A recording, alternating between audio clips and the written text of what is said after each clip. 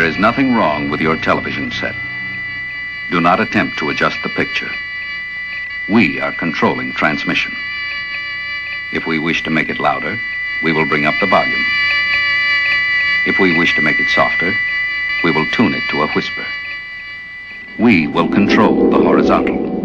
We will control the vertical. We can roll the image, make it flutter. We can change the focus to a soft blur, or sharpen it to crystal clarity. For the next hour, sit quietly and we will control all that you see and hear. We repeat, there is nothing wrong with your television set. You are about to participate in a great adventure. You are about to experience the awe and mystery which reaches from the inner mind to the outer limits.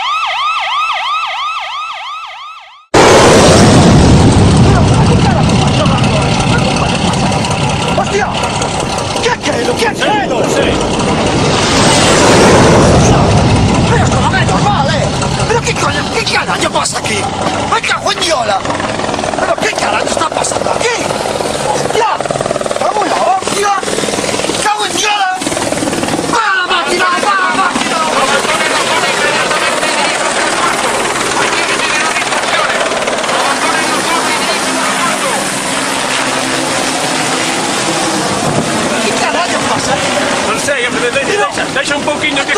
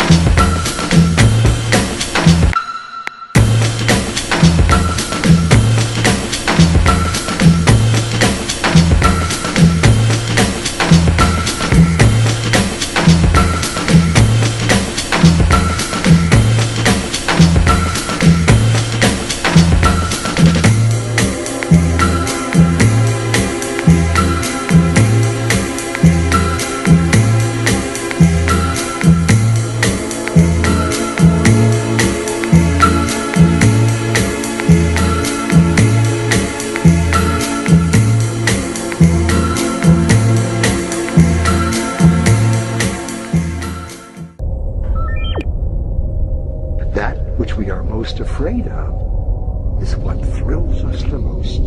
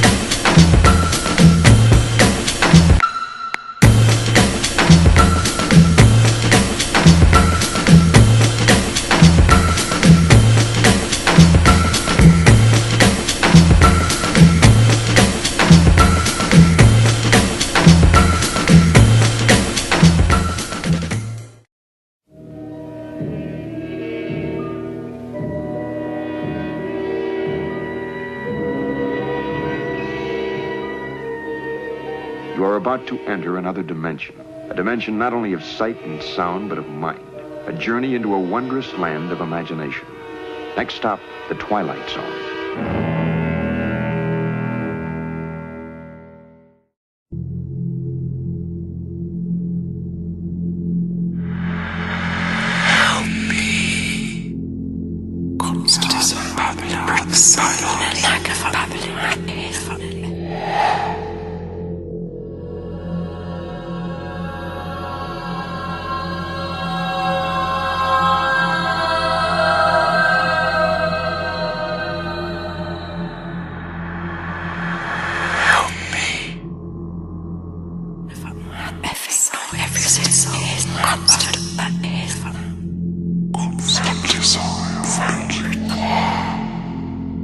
I'm watching you.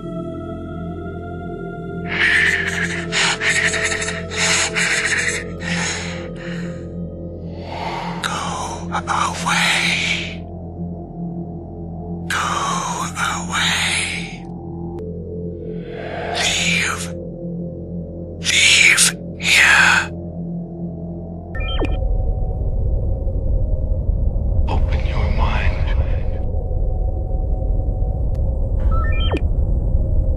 That which we are most afraid of is what thrills us the most.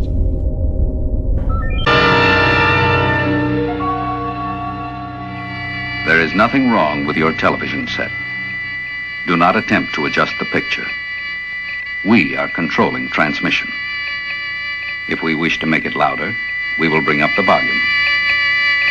If we wish to make it softer, we will tune it to a whisper. We will control the horizontal. We will control the vertical. We can roll the image, make it flutter. We can change the focus to a soft blur, or sharpen it to crystal clarity.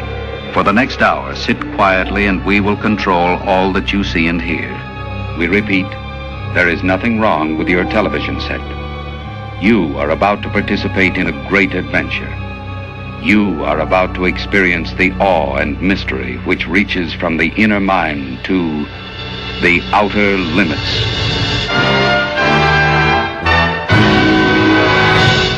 A team of Swedish sea treasure hunters have discovered an oddity at the bottom of the ocean that could possibly have interstellar origins. On June 19th, the Ocean Explorer crew, commanded by Peter Lindbergh, came across a 60-foot wide disk lying in the mud, 285 feet below the surface of the Gulf of Bothnia, situated somewhere between Finland and Sweden in the Baltic Sea. Coupled with the round object bearing an uncanny resemblance to a crashed UFO, is an impact track leading into it that stretches 985 feet in length. According to Lindbergh, the object is perfectly round and the likes of which he has never seen in his 18 years of professional experience. While being the furthest thing from a team of fanatical UFO hunters, the Ocean Explorer is a company that seeks out sunken ships for the purpose of retrieving their contents for profit. In 1997, they discovered the Jernköping, a Swedish two-masted schooner, carrying 2,500 bottles of prime champagne dedicated to the Russian Imperial fleet. They were able to sell them for $13,000 a bottle. As for what the object is, speculation abounds, though Mr. Lindbergh never actually suggested the possibility of a spaceship wreck. Rumors began to circulate after the sonar image was made public. Open your mind.